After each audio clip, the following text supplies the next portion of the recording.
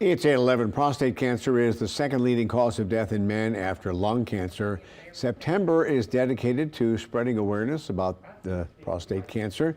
Today, we're talking about whether a screening is still necessary and the 8 things you can do to slow down the cancer if you or someone you know is diagnosed with prostate cancer. Dr. Kevin Stevens is joining us with more on that. And this is fairly prevalent in men. Yes, it is the second leading cause of death in men in terms of cancer. So yes, it's very present. And it's prevalent. It is a cancer that is quite preventable if you take the right precautions. Well, I don't know if it's preventable. It's more detectable. More detectable, that's what I meant, yeah. Yeah, well, we don't know what causes it, but we can certainly detect it. We have some, it's not 100% though. That's the main message today, is that the PSA in the exam is not as absolute and as you would like for it to be. There are some risks associated, and that's what we're talking about today. All right, so what are the risks with the PSA test? Well, the biggest thing that we worry about is that if you have an abnormally high PSA test level, then you can have an unnecessary biopsy. But you have to weigh the unnecessary biopsy versus dying from prostate cancer. And sure, we do a lot of biopsies, and then many times it's not as normal. But the time you pick up the prostate cancer, I think it's certainly worth the effort having the unnecessary biopsy, because you can prevent many times death by detecting it early. And what is the percentage of people who have prostate cancer and die from prostate cancer?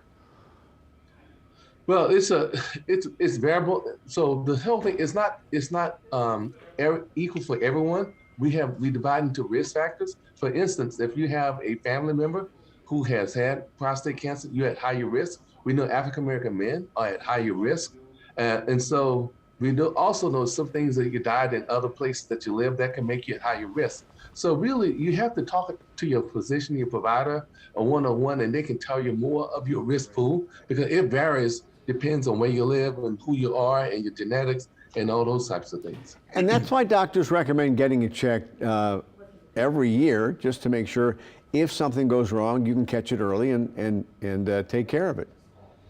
Yeah, and then so the main recommendations are at the age of 55. That seems to be the magic number. Some people recommend at 50, particularly if you have a higher risk, meaning you're African American, you have a family member who has been diagnosed with prostate cancer. But usually annually at the age of 55, you should get 2 things. One, not just a PSA test, but also we call it a DRE, a digital rectal exam. That way they can tell the size of your prostate, if it's enlarged, if it's bumpy, and they can pick up people who are at risk. And why is it more at risk if you have a history in your family of prostate cancer? Because there's genetic predisposition for prostate cancer. So, and that's why African American males have a higher risk. And then if you have a family member, we know there is a genetic link, just like in breast cancer. Breast cancer is the same thing. We know that women who have close family members, females who have breast cancer, they have increased risk for breast cancer also. And other than an exam or a PSA test, are there signs that may signal a man that maybe he should be worried about this or checking it out? Yeah, I mean, there are some things that can be certainly symptomatic. We look at your urine.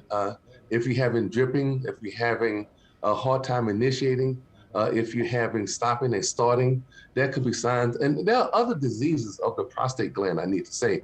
We call it BPH, benign prostatic hypertrophy, where the prostate gland can just get larger. It can impede your flow of urine and so forth. So if you're having symptoms, certainly you need to get it checked out, because many times it may not be cancer, and it may be just enlargement of your prostate gland, and then we can do a transurethral resection of the prostate gland without taking out your prostate gland. So there are many other things we can do. So your main advice to men is after the age of 55, even 50, start getting your prostate checked.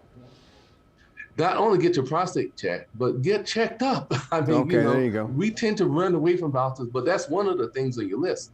I mean, you should absolutely get your blood test, make sure you have diabetes, your blood pressure, and all those type of things. You should get a wellness exam. And that's the whole thing. We have lifestyle changes that we can do to make sure that we can have a long and healthy life. All right, Kevin, thanks very much. We appreciate that. Thank you. Let's get over to Peyton.